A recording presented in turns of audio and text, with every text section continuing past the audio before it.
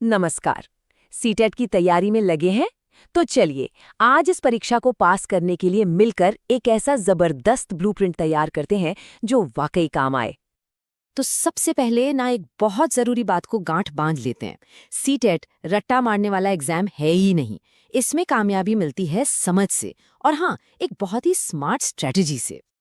ठीक है, तो इस ब्लूप्रिंट का कह सकते हैं सबसे पावरफुल टूल क्या है? वो है टैग वर्ड्स तकनीक। आइए जरा इसमें गहराई से उतरते हैं। अब जरा इस नंबर पर गौर कीजिए, 75 से 90। पता है ये क्या है? ये वो मार्क्स हैं जो सिर्फ और सिर्फ पेडागोजी यानी शिक्षा शास्त्र से आते हैं, मतलब लगभग आधा पेपर। और हमारी जो टैग वर्ड्स वाली ट्रिक है ना, वो सबसे ज्यादा यही काम आने वाली है। तो इसका राज क्या है? राज बहुत सिंपल है।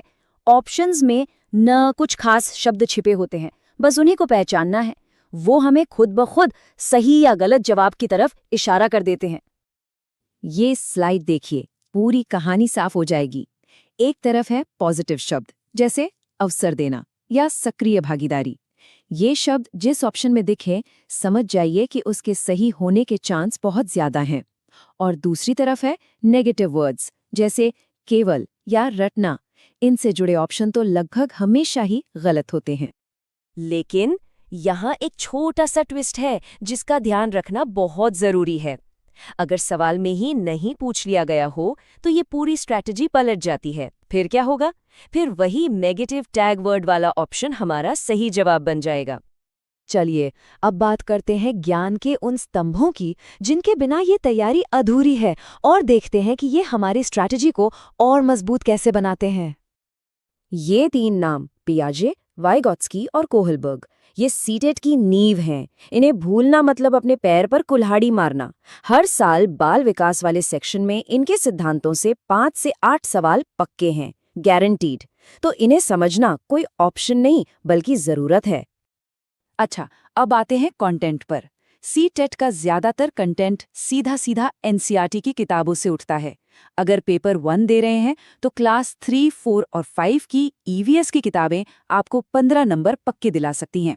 इसी तरह पेपर 2 के लिए अपने सब्जेक्ट्स की क्लास 6, 7 और 8 की किताबें, बस उन्हें अच्छे से पढ़ डालिए। तो ज्ञान भी हो गया, ट्रिक भी पता चल गई। अब बात आती है प्रैक्टिस की, कि एग्जाम के दिन उस प्रेशर में इसे अप्लाई कैसे करना है। पिछले सालों के पेपर्स, जिन्हें हम PYQs कहते हैं, ये सिर्फ प्रैक्टिस के लिए नहीं है, ये तो एग्जाम के पैटर्न का एक्सरे है। सीटेट में तो सवाल और उनके ऑप्शन तक रिपीट हो जाते हैं। तो पिछले 5 साल के पेपर जरूर सॉल्व करें, लेकिन सिर्फ जवाब रटने के लिए नहीं, बल्कि ये समझने के लिए कि कोई जवाब सही है तो क्यों है। असली तैयारी यही है। अब सोचिए, एग्जाम का दिन है, सामने है पूरे 150 सवाल और घड़ी में है ठीक 150 मिनट। मतलब साफ है, हर सवाल के लिए सिर्फ और सिर्फ 1 मिनट। यहाँ पर सारा खेल टाइम मैनेजमेंट का है। तो टाइम मैनेजमेंट के नियम क्या हैं? बहुत सिंपल। किसी एक सवाल पर दिल लगाकर नहीं बैठना है। नहीं आ रहा तो आगे बढ़ो। और सबसे सबसे जरूरी बात, सीटेट में कोई नेगेटिव मार्किंग नहीं है। इसका क्या मतलब? इसका मतलब है कि पूरे 150 के 150 सवाल अटेम्प्ट करने हैं, एक भी सवाल छोड़कर नहीं आना है। तो चलिए अब इन सारी बातों को एक साथ जोड़कर कामयाबी का वो फाइनल क्लियर कट ब्लूप्रिंट तैयार करते हैं।